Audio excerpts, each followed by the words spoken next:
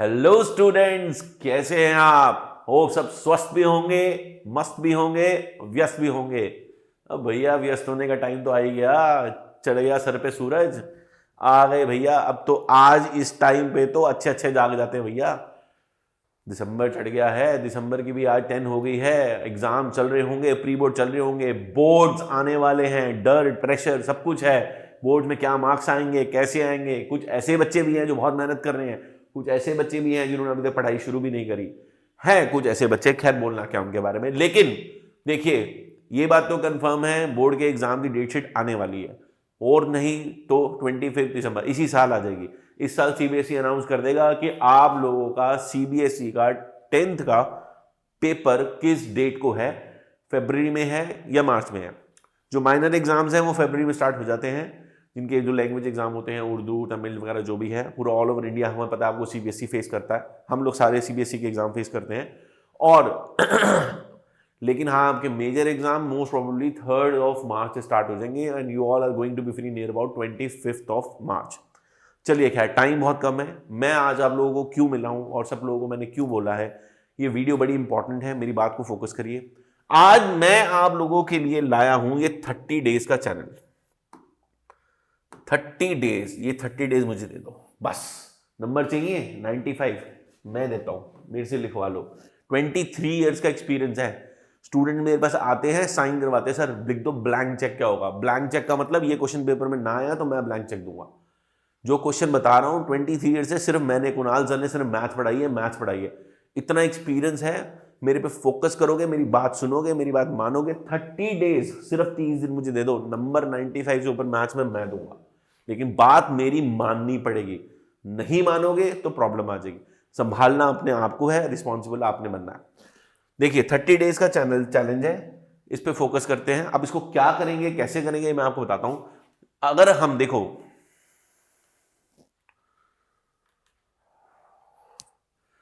NCERT ये आप कह सकते हो कि हमारे मैथमेटिक्स की बेस बुक है। बेस बुक, बेस क्या होता है? बेस वो चीज होती है जो हमारी नींव को मजबूत करती है।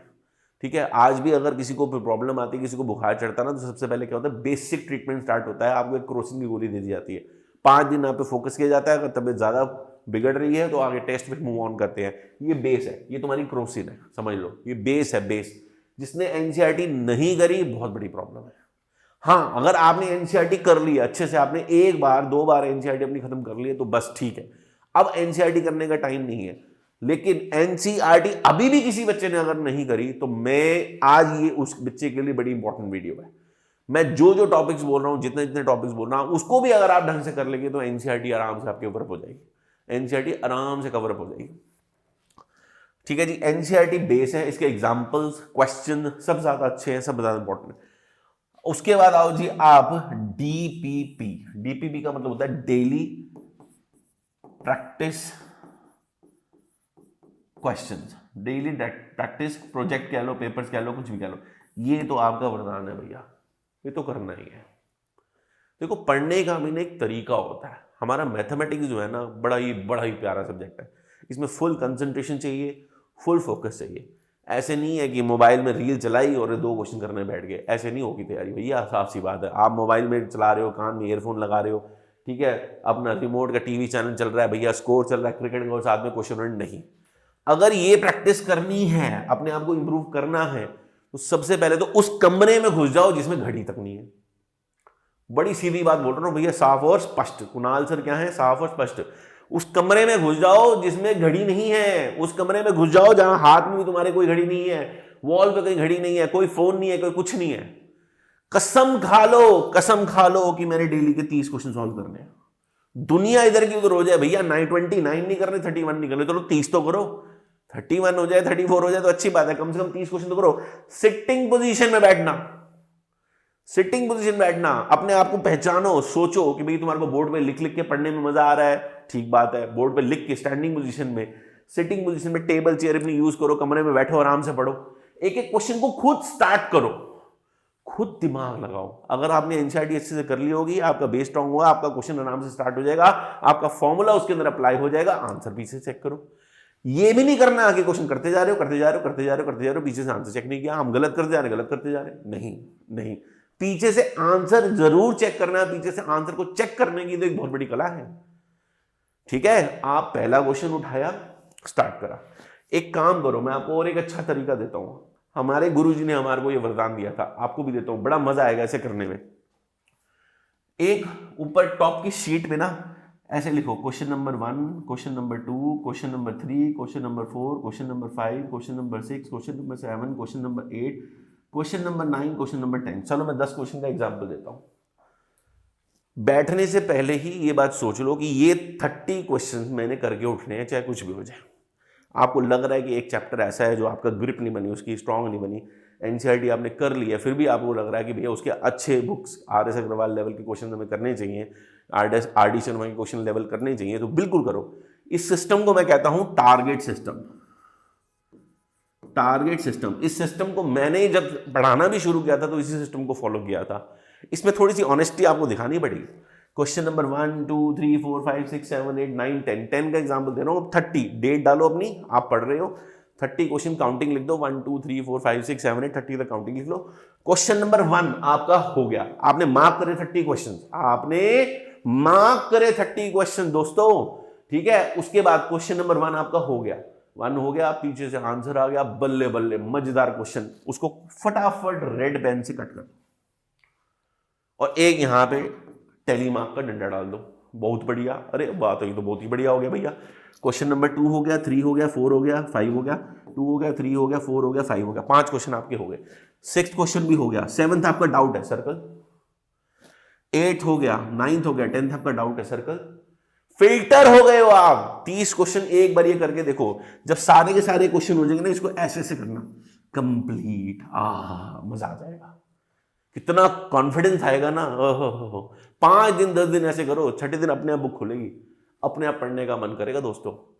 ठीक है, अपने आप अंदर से होगा, मम्मी सारे काम छोड़ दो, मुझे पढ़ने बैठना है। सिटिंग पोजीशन बैठो, कमरे में घड़ी नहीं, ऐसे आपका 1 घंटा 2 घंटा निकल जाएगा, पता नहीं चलेगा। देख लेना, करके देखो। ये तो भैया आपका वरदान है, करना ही पड़ेगा।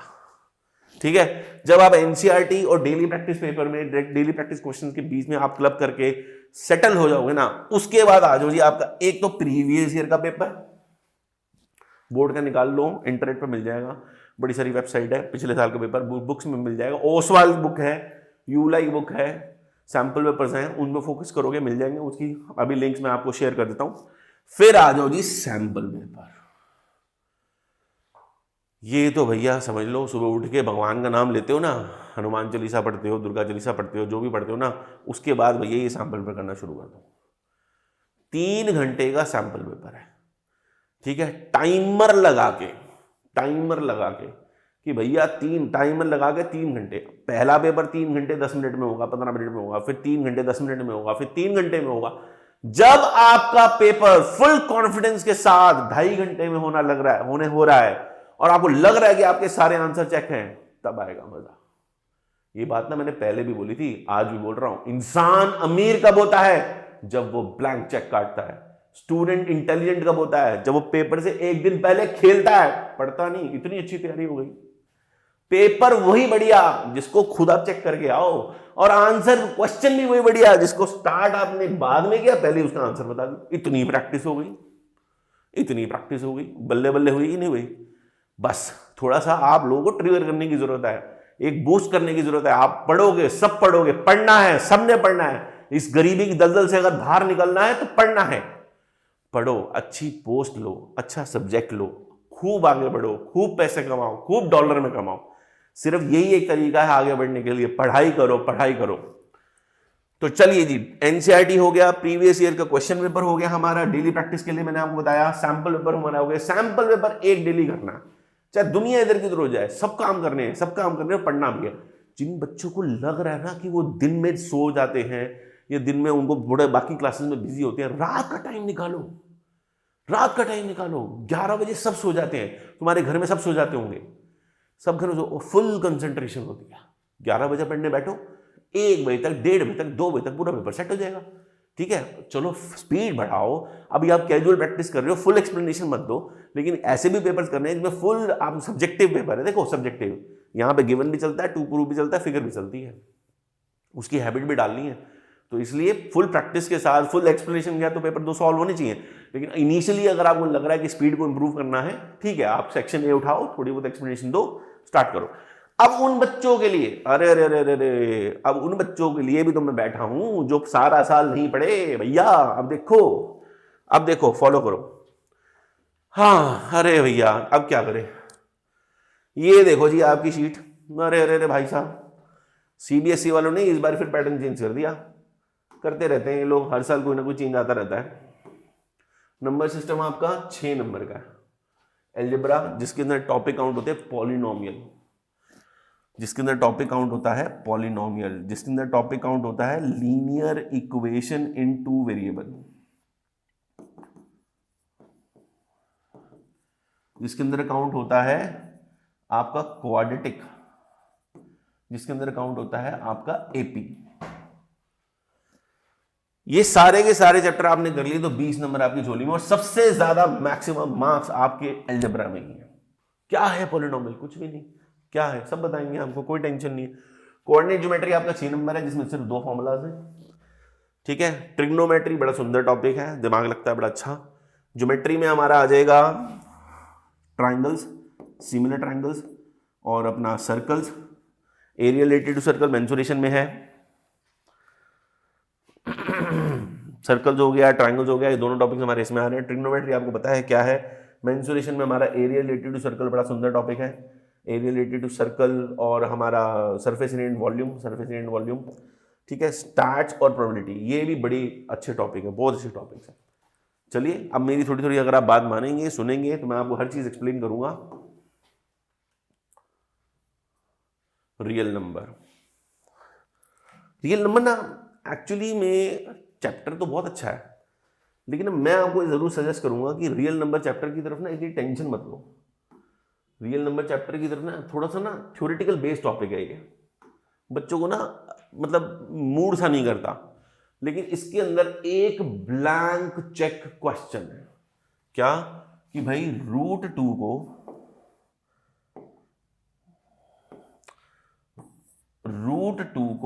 और √3 को और √5 को इर्रेशनल नंबर प्रूफ करना है। देखो मैं इसको फुल एक्सप्लेन करके तो मैं आपको वीडियो इसकी मैं डालूंगा, आपको डिस्क्रिप्शन बॉक्स में दे दूंगा। लेकिन मैं आपको ये जरूर बोलूंगा, अगर आप NCERT अपनी खोलते हैं तो उसके अंदर एक एग्जांपल है जिसके अंदर √2 को फुल एक्सप्लेनेशन के साथ इर्रेशनल नंबर प्रूफ किया गया है। इसको A/B माना गया है, B को उधर लेके गए हैं, स्क्वायरिंग बोथ साइड, ये पूरी एक्सप्लेनेशन आपके पास है। बट एक ये क्वेश्चन जरूर कर लो, एक ये क्वेश्चन ब्लैंक चेक क्वेश्चन है जो पेपर में आएगा, कंफर्म है, प्री बोर्ड में आएगा, बोर्ड में भी आएगा। एक क्वेश्चन ना ये भी आ रहा है इस तरह से कि आपको गिवन है कि √2 is already an irrational number, is an irrational number, it's already is an irrational number, but you have to prove that कि 2 + √2 is also an irrational number, या 3 + √2 इज एन इर्रेशनल नंबर। इसमें ना ये already हमारे को given है कि ये इर्रेशनल है, गिवन है। जब गिवन है तो मेहनत कम हुई ना, क्यों इतनी टेंशन ले रहे हो। अब रह गया ये तो और आसान है, बस ये 2 क्वेश्चन भी कर लोगे तो तुम्हारे आराम से रियल नंबर का कंसेप्ट क्लियर हो जाएगा। एक ये कंसेप्ट है जो सबसे ज्यादा काम आ रहा है, एक HCF एंड LCM। देखो HCF क्या होता है मैं जरूर आपको एक्सप्लेन करना चाहूंगा। हाईएस्ट कॉमन फैक्टर होता है, हाईएस्ट कॉमन फैक्टर। एक एग्जांपल देता हूं मैं आपको दोस्तों, एक नंबर है 24 और एक नंबर है 16। 24 के फैक्टर्स हम लोगों को ना ये पता नहीं लगता है कब हमने क्वेश्चन में HCF लगाना है, कब हमने LCM लगाना है। हम HCF हाई को देखते हैं, H वर्ड को देखते हैं तो कंफ्यूज हो जाते हैं, लीस्ट वर्ड आता है LCM तो कंफ्यूजन हो जाती है। अगर मैं बात करूं आपसे, एक नंबर है 24 के फैक्टर्स क्या होते हैं, 2 × 2 × 2, 8 3 24, 8 3 24, 8 3 24 मेरे पास आ गया, ठीक है जी। 16 के फैक्टर हुए 2 × 2 × 2 × 2, ठीक है, 4/2 हम लिखेंगे, 16 हमारे पास आ जाता है। लेकिन अब देखो 2 ये रहा, 2 ये रहा, 2 ये रहा, 2 ये रहा, ये क्या है हमारे पास HCF, और वो कितना आया मेरे पास 8। अब ये 8 मेरे पास जो आया ना दोस्तों, अब मेरी बात को ना समझना, 8 वो एक नंबर है, 8, ध्यान से सुनना दोस्तों, वो एक नंबर है जिसको तुम 24 से डिवाइड करोगे। अगर तुम 24 को 8 से डिवाइड करते हो तो कंप्लीटली कंफर्टेबली पूरा डिवाइड होता है। ऐसे ही 16 को तुम 8 से डिवाइड करते हो तो कंप्लीटली कंफर्टेबली डिवाइड होता है। तो ये वो लीस्ट नंबर है जो कम से कम निकाला जा सकता है। क्वेश्चन को ध्यान से पढ़ना, कम से कम निकाला जा सकता है। ये वो एक नंबर है जो 24 को भी डिवाइड करता है और 16 को भी डिवाइड करता है। लेकिन अगर मैं बात करूं आपसे यहां पर एलसीएम की, तो देखो 2 की पावर कितनी हुई, प्राइम फैक्टर जिससे मैं एलसीएम निकाल रहा हूं, 2 की पावर 3 हो गई मल्टीप्लाई बाय 3, और यहां पर भी आ गया 2 की पावर 4, और यहां पे 3 तो है ही नहीं तो 3 की पावर हम 0 ले लेते हैं। दोनों को कंपेयर करो तो 2 की पावर 4 जिसकी हाईएस्ट पावर होती है वो हमारा एलसीएम होता है। दोनों में फैक्टर्स में 2 दोनों में आ रहा है, जिसकी हाईएस्ट पावर होती है ना वो हमारा एलसीएम होता है। 3 की पावर 1 और 3 की पावर 0 में अगर मैं कंपेयर करूं तो 3 मेरे पास आ रहा है। तो भाई साहब 2 की पावर 4 यानी कि 16 को मैंने 3 से मल्टीप्लाई किया, 3 1 3 3 6 18, मेरे पास आ गया 48 एक वो ऐसा नंबर है, 48 वो ऐसा नंबर है जो 24 को कंप्लीटली डिवाइड करता है, कंप्लीटली डिवाइड होता है, और 48 एक ऐसा नंबर है जो 16 से कंप्लीटली डिवाइड होता है। सबको बात समझ में आई? जब बड़ी चीज चाहिए होगी तो गो फॉर एलसीएम, जब छोटी चीज चाहिए होगी गो फॉर एचसीएफ। ठीक है, एक 2 की पावर n वाला क्वेश्चन आ रहा है पेपर में। ठीक है, तो रियल नंबर मेरे हिसाब से आपके लिए इतना काफी है, इससे ज्यादा हमें दिमाग लाने की जरूरत नहीं है। अपना बेस अपना स्ट्रांग करो, ठीक है, क्योंकि इस टाइम में टाइम भी हमारे पास कम है, और वो बच्चे भी इस तरह से हैं जो कि चाहते हैं बड़ा अच्छा स्कोर करना लेकिन कुछ रीजन की वजह से पढ़े नहीं। अब छोड़ो, क्या कहना इस बारे में। रियल नंबर हमारा खत्म हो गया, आगे चलिए पॉलिनोमियल। पॉलिनोमियल बड़ा सुंदर टॉपिक है, बड़ा ही सुंदर टॉपिक है। थोड़ा सा स्पीड बढ़ा के चलूंगा मैं दोस्तों। इसके अंदर पॉलिनोमियल में ये तो सबसे पहले पता होना चाहिए कि पॉलिनोमियल होता क्या है, यही नहीं पता। x जिसमें आ गया वो तो वेरिएबल, लेकिन x की पावर में n आ गया, लेकिन n जो है वो एक नेचुरल नंबर होना चाहिए। 1 आ जाए, 2 आ जाए, 3 आ जाए, 4 आ जाए, डिग्री कुछ भी आ जाए। अगर x की पावर -1 है तो पॉलिनोमियल नहीं है, x की पावर 0 है तो पॉलिनोमियल नहीं है। डिग्री यहां पर 0 आ गई ना। x की पावर -1/2 है, 1/2 है तो पॉलिनोमियल नहीं है। x बिलोंग करना चाहिए नेचुरल नंबर को, x बिलोंग करना चाहिए नेचुरल नंबर को। सबसे पहले तो पॉलिनोमियल के बारे में समझो। अच्छा, जितनी डिग्री उतने फैक्टर्स उतने जीरोस, जितनी डिग्री उतने फैक्टर उतने जीरोस। अगर एक पॉलिनोमियल है, सपोज करिए 2x + 3, तो इसकी एक ही डिग्री है, इसकी डिग्री 1 है, पावर इसकी 1 है, डिग्री इसकी 1 है, इसका एक ही फैक्टर है 2x + 3, और इसको अगर हम 0 के इक्वल रखेंगे -3/2, इसका एक ही 0 है। अगर डिग्री 2 होगी तो क्वाड्रेटिक है, डिग्री 3 होगी तो क्यूबिक है, डिग्री 4 है तो बाइक्वाड्रेटिक। हमने अभी कोर्स में ज्यादा से ज्यादा डिग्री 2 तक जाना है, बट प्री बोर्ड में तुम्हारे स्कूल वाले बहुत चलाक है भैया। प्री बोर्ड में 3 वेरिएबल, यानी कि 3 वेरिएबल नहीं, सॉरी, डिग्री 3 वाला कंसेप्ट अल्फा बीटा गामा वाला पेपर में आ सकता है। बोर्ड, हालांकि प्री बोर्ड में ये चीज, मतलब ये बोर्ड पॉइंट ऑफ व्यू से डिलीट हो चुकी है। बोर्ड में हमारे को सिर्फ अल्फा और बीटा मिल रहा है। अगर डिग्री 2 है, एक क्वाड्रेटिक पॉलिनोमियल है, सपोज करो x² + 5x + 6, तो इसमें अल्फा एंड बीटा ये हमारे 2 जीरोस होते हैं, जिनका सम हमें पता है -b/a होता है, -b/a, और जिनका प्रोडक्ट जो होता है वो c/a होता है, 6/1 यानी कि 6।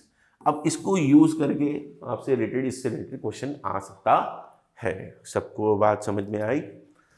चलिए आगे बढ़ते हैं। Pair of linear equation in 2 variable. 2 variables क्या होते हैं आपको पता है, x और y। ठीक है, अब इनसे इनके एलिमिनेशन सब्स्टिट्यूशन वाला क्वेश्चन एक पेपर में कंफर्म है। ग्राफ कंफर्म है, ग्राफ बहुत ही अच्छा बड़ा स्कोरेबल टॉपिक है। एक ग्राफ में 3 पॉइंट निकाल के आपने प्लॉट करना है, आपको फिर बताना है दोनों लाइनें आपस में कट करिए। एक चीज 100% ब्लैंक चेक कंफर्म है भैया, a1/a2 अगर नॉट इक्वल टू है b1/b2 के, तो दोनों लाइनें आपस में कटेंगी। इसको हम यूनिक सॉल्यूशन कहते हैं। क्यों कटेगी? जब a1/a2 निकाला जाता है ना, तो एक लाइन का स्लोप निकलता है। ये स्लोप वर्ड आप लोगों ने 10th क्लास में यूज नहीं किया, लेकिन मैं आपको जरूर बताऊंगा। a1/a2 जब निकाला जाता है ना, तो एक लाइन का स्लोप निकलता है। b1/b2 निकालते हैं तो दूसरी लाइन का स्लोप निकलता है। दोनों लाइनों का स्लोप डिफरेंट है, तभी तो आपस में कट रही है। लेकिन और अगर मैं जाऊं a1/a2 अगर इक्वल है b1/b2 के, तो मतलब इस लाइन का स्लोप भी वही है और इस लाइन का स्लोप भी वही है, तभी तो दोनों लाइनें आपस में पैरेलल है, तभी तो दोनों लाइनें आपस में पैरेलल है। और अगर मैं जाऊं a1/a2 is equal to b1/b2 is equal to c1/c2, मतलब सेम स्लोप और y एक्सिस के एक ही पॉइंट से पास कर रही है c1/c2, तो इसका मतलब यह एक के ऊपर एक लाइन आ रही है। देखो जब दोनों लाइनें आपस में कटती है दोस्तों, उसको बोलते हैं unique solution. Unique solution consistent, एक पॉइंट कंसिस्ट कर रहा है। जब दो लाइनें आपस में पैरेलल होती है, नो सॉल्यूशन, नो सॉल्यूशन, ठीक है, इनकंसिस्टेंट, वो अपने रास्ते जा रहा है भैया, वो अपने रास्ते जा रहा है। अब आ जाओ जी, a1/a2 b1/b2 c1/c2, जब तीनों आपस में होते हैं उसको कहते हैं इनफाइनाइटली मैनी सॉल्यूशन। एक लाइन के ऊपर एक लाइन आ रही है, इनको कंसिस्टेंट लाइन भी बोला जाता है, इनफाइनाइटली मैनी सॉल्यूशन बोला जाता है। एक क्वेश्चन इससे रिलेटेड आपको पेपर में जरूर आ सकता है कि भैया ये जो है इनफाइनाइटली, हाँ ये जो है आपका इनफाइनाइटली मैनी सॉल्यूशन है, कोई मिसिंग वैल्यू है, कोई मिसिंग वैल्यू आपको निकालनी है। उस केस में आपने यही करना है कि a1/a2 को b1/b2 के इक्वेट करना है, कोई भी मिसिंग वैल्यू है क्रॉस मल्टीप्लाई करके हम उसको वैल्यू निकाल सकते हैं। सबको बात समझ में आई? आई होप सबको क्लियर हुआ होगा। ये टॉपिक बड़ा इंपॉर्टेंट है, इस पे भी अगर फोकस करोगे तो रिजल्ट आपके हाथ में आएगा। एक क्वेश्चन एलिमिनेशन मेथड का कंफर्म है, एक वर्ड प्रॉब्लम कंफर्म है। वर्ड प्रॉब्लम हो सकता है आपको क्वाड्रेटिक में या उसमें चॉइस आ जाए, बट हाँ ये टॉपिक मेजर टॉपिक्स हैं जो बड़े कंफर्म है। चलिए आगे चलते हैं। हाँ, बहुत ही सुंदर टॉपिक है यार, आज तो मजा ही आने वाला है। क्वाड्रेटिक इक्वेशन में ये बात पता होनी बहुत जरूरी है कि d क्या है। d का मतलब होता है डिस्क्रिमिनेट। अब ये d का फॉर्मूला b² - 4ac कहां से आ गया भैया? कौन से पेड़ से तोड़ के लेके आए? ये हमसे पूछो ना, हम बताएंगे। इसकी भी डेरिवेशन के लिए मैं प्रॉपर वीडियो बनाऊंगा और आपको सेंड करूंगा। अपनी मैम से, अपने स्टूडेंट, अपने टीचर से, अपने ट्यूटर से जरूर पूछो कि सर ये फॉर्मूला बना तो बना कहां से। इसकी वजह से d का मतलब होता है डिस्क्रिमिनेट। इस d की वजह से हमारे अल्फा बीटा का नेचर बदल जाता है। अगर d ग्रेटर देन 0 है यानी कि पॉजिटिव, हम अल्फा की वैल्यू निकालते हैं ना -b + √d/2a। तो जो ये d है ना, d अगर आराम से शांति से पॉजिटिव बन के रूट के अंदर बैठा हुआ है तो दिक्कत नहीं है। तब अल्फा एंड इसका opposite beta, alpha and beta में दोनों लेके चल रहा हूँ, माइनस है ये, अल्फा एंड बीटा दोनों आराम से बड़े सुंदर से रियल नंबर हो, बड़े सुंदर से और मजेदार मजेदार मजेदार, ठीक है। लेकिन जब d जो है ना वो इक्वल टू 0 होगा तो alpha is equal to beta, alpha is equal to beta. क्यों? वो भी क्यों? जब d भैया बिल्कुल 0 है, कुछ है ही नहीं उसके अंदर, तो यहां तुम 0 पुट करोगे। जब तुम 0 पुट करोगे तो अल्फा क्या बचेगा? यही तो बचेगा -b/2a, और बीटा भी तो यही बचेगा -b/2a। देखो मैं फिर समझाता हूँ आपको। अल्फा की वैल्यू है आपके पास -b + √d/2a, बीटा की वैल्यू आपके पास है -b - √d/2a। जब आपका d ये 0 हो गया, खत्म, ये पूरा खत्म हो गया, तो ये आपकी चीज काम की है ना, चाहे वो 0 प्लस हो रहा है चाहे वो माइनस हो रहा है, ये तो 0 हो गया ना, खत्म। तो अल्फा दोनों वैल्यू देख लो, अल्फा एंड बीटा दोनों की वैल्यू -b/2a है, ठीक है। लेकिन जब d आपका लेस देन 0 यानी कि नेगेटिव होता है, जब d आपका लेस देन 0 यानी कि नेगेटिव होता है, तब उस केस में आपके यहां पर -b + √d में ये नेगेटिव आ जाता है, ये वाली टर्म नेगेटिव है, जो कि रियल नंबर का पार्ट नहीं है। रूट के अंदर नेगेटिव, देखो 3 चीजों से बच जाना मैथ्स हो जाएगी। हमारी मैथमेटिक्स के ब्रह्मा विष्णु और महेश है ये। अगर न्यूमरेटर में कुछ भी है, डिनोमिनेटर में 0 है, नहीं पॉसिबल। इसको नॉट डिफाइंड हम बोलते हैं, tan 90 नॉट डिफाइंड है, ठीक है जी। और दूसरी बात, इन्फिनिटी का मतलब होता है अनकाउंटेबल टर्म, हमने बालों को काउंट नहीं कर सकते, इन्फिनिटी। और रूट के अंदर -1, इन 3 चीजों से बच के चलना है, एपी के बारे में आपको सब कुछ पता ही है। फर्स्ट टर्म क्या होती है, सेकंड टर्म क्या होती है, थर्ड टर्म क्या होती है, nth टर्म क्या होती है। नंबर ऑफ टर्म निकालने वाला क्वेश्चन एक पेपर में आ सकता है। इसके एनसीईआरटी के लास्ट के क्वेश्चन बहुत इंपॉर्टेंट है। आप एनसीईआरटी की जो लास्ट एक्सरसाइज है, थर्ड एक्सरसाइज, पुरानी एनसीईआरटी में थर्ड है, नहीं में मुझे पता नहीं, खैर पुरानी एनसीईआरटी में जो थर्ड एक्सरसाइज है उसका क्वेश्चन नंबर 3, उसके 10 या 12 पार्ट्स है, वो सारे के सारे पार्ट्स कर लो, पूरा का पूरा चैप्टर कवर हो जाएगा। पूरा का पूरा चैप्टर कवर अप हो जाएगा। कोऑर्डिनेट ज्योमेट्री बहुत सुंदर टॉपिक। इसके अंदर आपको ये पता होना चाहिए कि डिस्टेंस फॉर्मूला क्या है।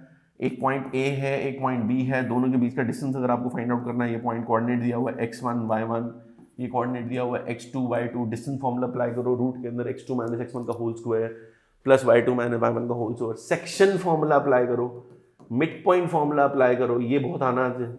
एक ये भी क्वेश्चन पेपर में जरूर आ रहा है कि एक क्वाड्रिलेटरल गिवन है ABCD, जिसके ये पॉइंट्स आपको गिवन है, ये पॉइंट्स आपको गिवन है, ये पॉइंट्स आपको गिवन है, ये पॉइंट्स आपको गिवन है, 4 पॉइंट्स आपको दे रखे हैं और प्रूव करना है ये पैरेललोग्राम है।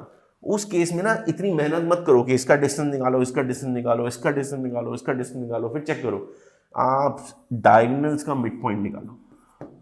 अगर डायगोनल्स का मिड पॉइंट निकालने पर AC का मिड पॉइंट और BD का मिड पॉइंट दोनों सेम आ जाए, AC का मिड पॉइंट और BD का मिड पॉइंट दोनों सेम आ जाए, तो भाई साहब 100% ये पैरेललोग्राम। क्यों? क्योंकि पैरेललोग्राम के डायगोनल बाइसेक्ट करते हैं। सबको ये बात क्लियर हुई? ये सब बातें आपको दिमाग में रखनी है। आगे चलते हैं, ट्रायंगल्स, बहुत ही अच्छा टॉपिक। अब चलो ज्योमेट्री की थोड़ी सी शुरुआत करते हैं। ट्रायंगल्स में BPT और थेल्स थ्योरम, और दोनों के नाम एक ही हैं। अब मैं आपको ये बता दूं कि जब मैंने अपनी क्लास में 10th क्लास में पेपर दिया था, तभी मेरे पेपर में थ्योरम आई थी। सबसे इंपॉर्टेंट थ्योरम है। कन्वर्स ऑफ BPT भी इंपॉर्टेंट है। BPT तो देखो हमारे को ये कहती है कि अगर एक ट्रायंगल है, उसमें ये लाइन पैरेलल है, एक ट्रायंगल है ABC, ये पॉइंट है D और E। अगर वो बोला जा रहा है कि DE जो है वो BC के पैरेलल है, तो AD upon DB is equal to AE upon EC होगा। AD upon remaining side BD is equal to AE upon remaining side EC। लेकिन अगर आपको इन दो ट्रायंगल्स को सिमिलर करना है, अगर आपको रिलेशन चाहिए AD upon AB, AC AE upon AC, DE upon BC, अगर आपको रिलेशन ऐसा कुछ चाहिए कि AD अपॉन रिमेनिंग साइड नहीं, पूरी कंप्लीट साइड लेनी, AD upon AB is equal to AE upon AC is equal to DE upon BC, अगर आपको इनका रिलेशन चाहिए तो मैं आपको यही कहूंगा ट्रायंगल सिमिलर करने के बारे में मत सोचना। सॉरी माय मिस्टेक, ट्रायंगल में BPT थ्योरम नहीं लगेगी, आप इन दोनों ट्रायंगल्स को सिमिलर करेंगे। सिमिलैरिटी के लिए दो एंगल्स काफी है, कॉन्ग्रुएंसी के लिए नहीं, सिमिलैरिटी के लिए दो एंगल्स काफी हैं। आप ये बस बोल दो angle 1 is equal to angle 2, angle 3 is equal to angle 4, ठीक है। कॉरस्पॉन्डिंग से दोनों एंगल्स आपस में इक्वल हो गए हैं। दो एंगल्स आ गए तो तीसरा तो होगा ही होगा, उसके बाद आप ये तीनों रेशियोज आपस में इक्वल कर सकते हो, और इससे रिलेटेड क्वेश्चन पेपर में आएंगे। इंपॉर्टेंट थ्योरम भी है और क्वेश्चन भी है, करने पड़ेंगे आपको, पूरी एक्सप्लेनेशन देनी पड़ेगी। सर्कल्स बड़ा सुंदर टॉपिक है, गोलाकार सर्कल, कहीं से कुछ भी डालते हैं भैया, कभी टेंजेंट डाल रहे हैं, कभी आर्क डाल रहे हैं, कभी कुछ डाल रहे हैं। थ्योरम इसकी बड़ी इंपॉर्टेंट है कि ये सर्कल है जी, बाहर एक्सटर्नल ये टेंजेंट है, इनकी लेंथ इक्वल है, ये 90 डिग्री है। ये एक थ्योरम पेपर में आज आ गई है प्री बोर्ड में कि ये सेंटर है जी, बताओ ये टेंजेंट के परपेंडिकुलर है।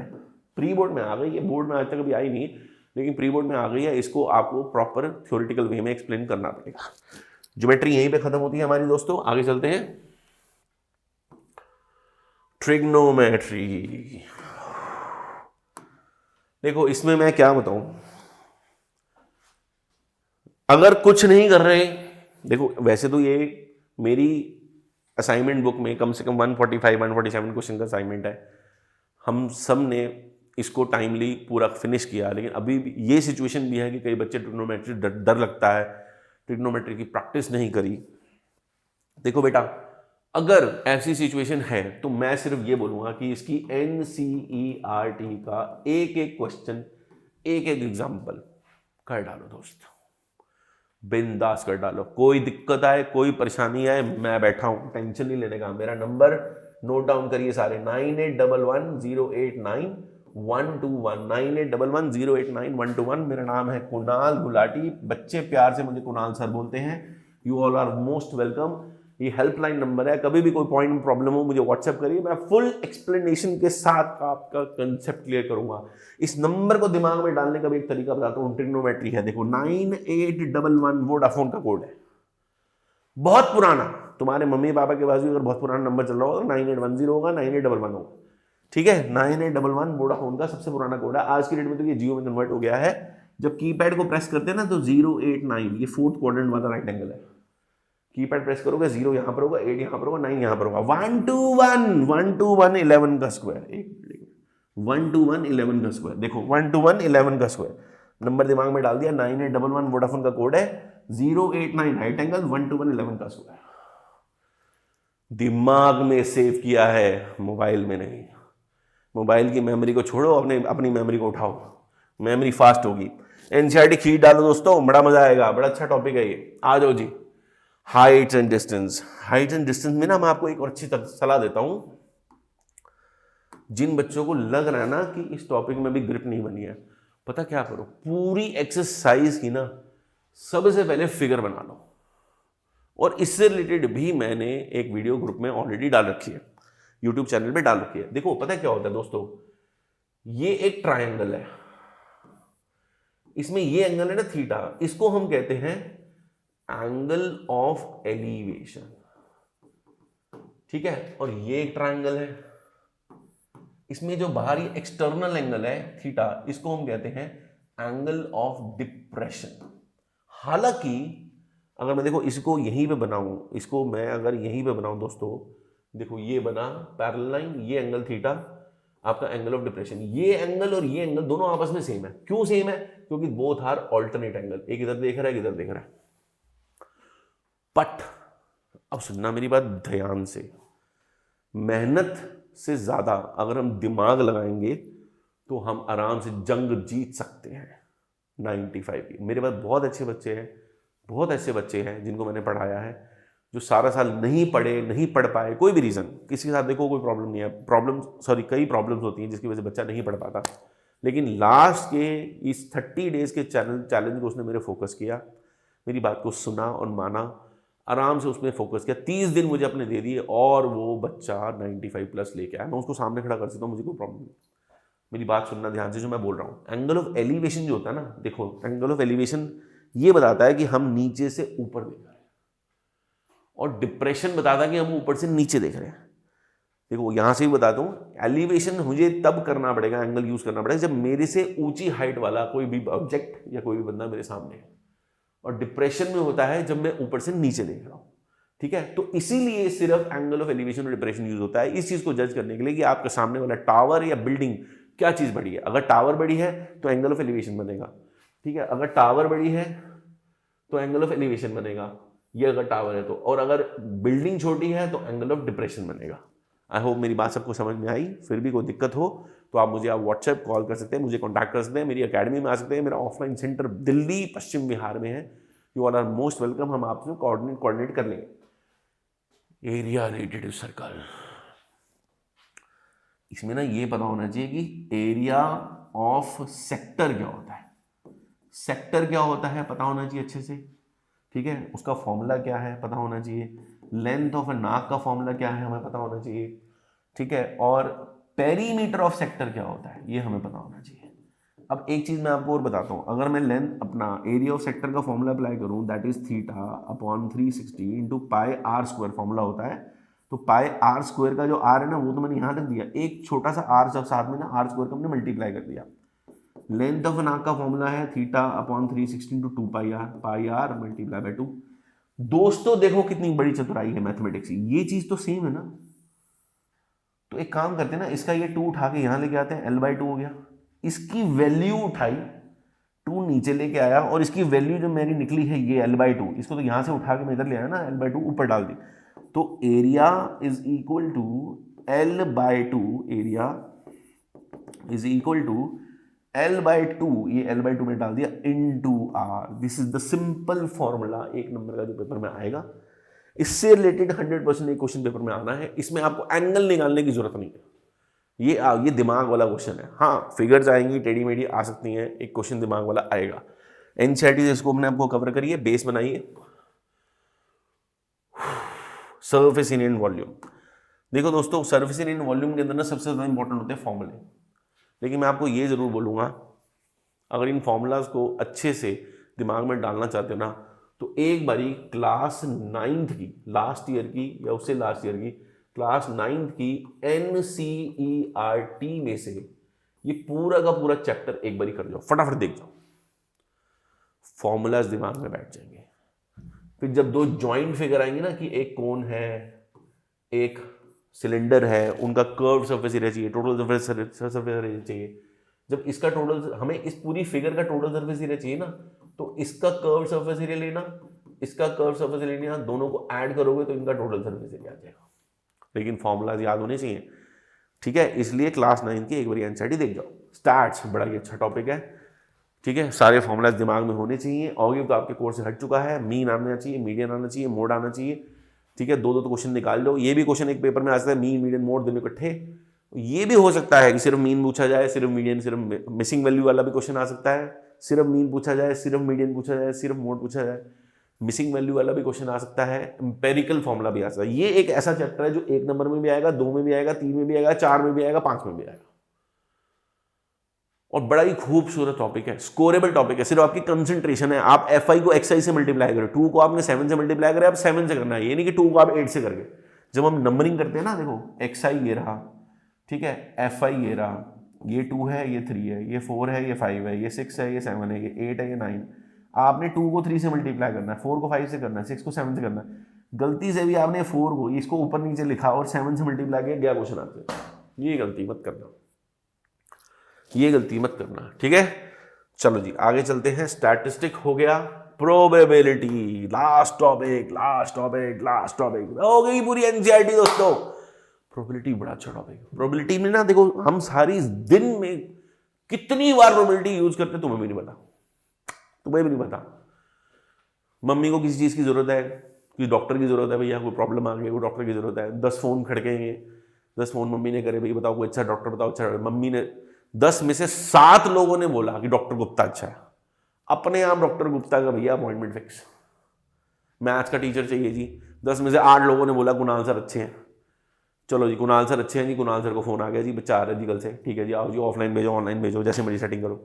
तो प्रोबेबिलिटी हमारे सारे दिन में ना ऐसे यूज होते हैं। लेकिन एक बच्चे ना तुम लोग गलती कर जाते हो, प्रोबेबिलिटी निकालनी है जी। एक तो प्रोबेबिलिटी में एक चीज ध्यान रखना कि न्यूमरेटर डिनोमिनेटर से हमेशा छोटा होता है, ये बेवकूफी मत करना, ठीक है। और जब प्रोबेबिलिटी लिख रहे हो ना 3/4, तो प्रॉपर लिखो कि प्रोबेबिलिटी ऑफ व्हाट। ए की प्रोबेबिलिटी है, बी की प्रोबेबिलिटी है, बॉयज की प्रोबेबिलिटी है, गर्ल्स की प्रोबेबिलिटी है, इसकी प्रोबेबिलिटी है, मेरी प्रोबेबिलिटी है, तेरी प्रोबेबिलिटी है, भाई किसकी प्रोबेबिलिटी है, क्या गधे हैं घोड़े हाथी, कुछ तो मेंशन करो। सिर्फ फर्स्ट पार्ट लिखते हो 3/4, सेकंड पार्ट लिखते हो 2/7, थर्ड पार्ट लिखते हो 5/6, ये क्या है, व्हाट इज दिस। एक नंबर एक पार्ट आपको देखे जा रहा है, लेकिन यार उसको एक्सप्लेनेशन तो दे दो। 1 मार्कर क्वेश्चन में भी जहां जहां फॉर्मूले की जरूरत है, एक्सप्लेनेशन की जरूरत है, दे देना। सिर्फ ABCD मत करना, बड़ी प्रॉब्लम आ जाएगी। देखो ऐसे अगर मेरी बात मानोगे, एनसीईआरटी पूरी खत्म हो जाएगी, अपनी एनर्जी आपको देनी पड़ेगी, इसके अलावा कोई ऑप्शन नहीं है। पढ़े बगैर आप सोचोगे आपके 95 आ जाएंगे तो पॉसिबल है नहीं। हाँ, हम अपने पढ़ने का तरीका सुधार सकते हैं, पढ़ने के तरीके को फॉर्मेट वे में डाल सकते हैं और अपने अंदर एक एनर्जी ला सकते हैं, पॉजिटिव एनर्जी की हाँ हमने करना है, पढ़ना है, ठीक है। मैं और आपकी हेल्प जरूर करता हूँ, मेरे पास कुछ स्टडी मटेरियल है, एनसीईआरटी पे फोकस करिए आप, ठीक है। स्टडी एनसीईआरटी कैसे स्टडी करनी है मैंने आपको बताई है, एग्जाम्पल और क्वेश्चन देख जाओ, टारगेट शीट बनाओ जैसे मैंने आपको एक्सप्लेन करा है, 1 2 3 4 30 क्वेश्चन सोच लो कि मैंने खत्म करने ही करने हैं। डे आर में स्टार्ट करो, नाइट आर में स्टार्ट करो, जैसे आपको कन्वीनियंट है। और सैंपल क्वेश्चन पेपर देखो, सैंपल क्वेश्चन पेपर देखो, मैं तो ये बोलूंगा सैंपल को पेपर तो आपके मैं समझ लो भगवत गीता कह लो, कुरान कह लो, कुछ भी कह लो, आज की डेट में तो हमारी वही है। कसम खा लो कि एक पेपर हमने डेली सॉल्व करना ही है, अनसॉल्व सॉल्व करने से शुरू करो, हैबिट बनाओ।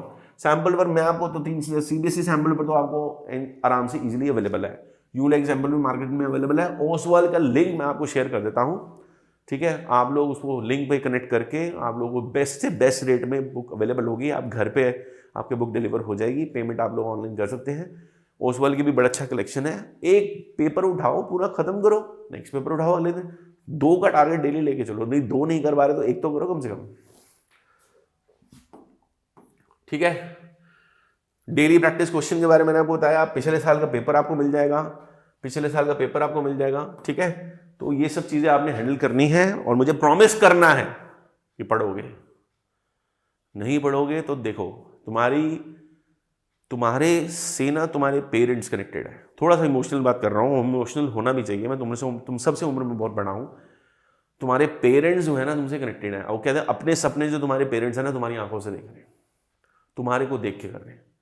एक अच्छा सब्जेक्ट मिल जाएगा, मन चाहा सब्जेक्ट मिल जाएगा, उसी में अपनी लाइफ बन जाएगी तो कोई बुरा नहीं है। एक पैशन ही अगर आपका प्रोफेशन बन गया ना तो लाइफ बन जाती है। पैसा तो हर कोई कमा रहा है, तुम भी कमा रहे हो, मैं भी कमा रहा हूँ, ये भी कमा रहा है, वो भी कमा रहा है, कुछ कम कमा रहे हैं, कुछ ज़्यादा कमा रहे हैं, जिंदगी सब जिएंगे। बट एक लाइफ होती है ना अच्छी लाइफ, बार बार नहीं मिलती है। एक पैशन आपका प्रोफेशन बनेगा तब मजा आएगा। जिसने बीटेक जाना है, बीटेक करने की कोशिश है, इंजीनियरिंग में उसका दिमाग चल रहा है लेकिन साइंस में ढंग से नहीं पढ़ पा रहा, कॉमर्स उसके हाथ में आएगी, कोई फायदा नहीं है। तो यही टाइम है, पढ़ लो, मेहनत करो, मेहनत करो, खूब मेहनत करो। Thank you so much. I hope आप अब थैंक यू सो मच आप लोगों ने मेरी वीडियो को देखा। Thank you. खैर आप बोलना तो खैर आप ही लोगों को चाहिए, लेकिन मैं बोल रहा हूँ आपको, कोई बात नहीं। लेकिन मेरे लिए तुम सारे बच्चे बहुत प्यारे हो, सब मैं चाहूँगा ज़रूर अच्छे से पढ़ो। इस वीडियो को लाइक करो, शेयर करो, सब्सक्राइब करो।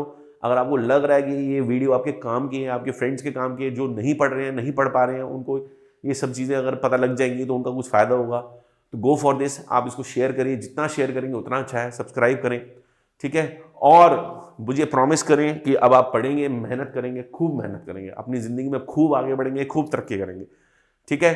तो मेरे चैनल को लाइक करें, शेयर करें, सब्सक्राइब करें, ठीक है।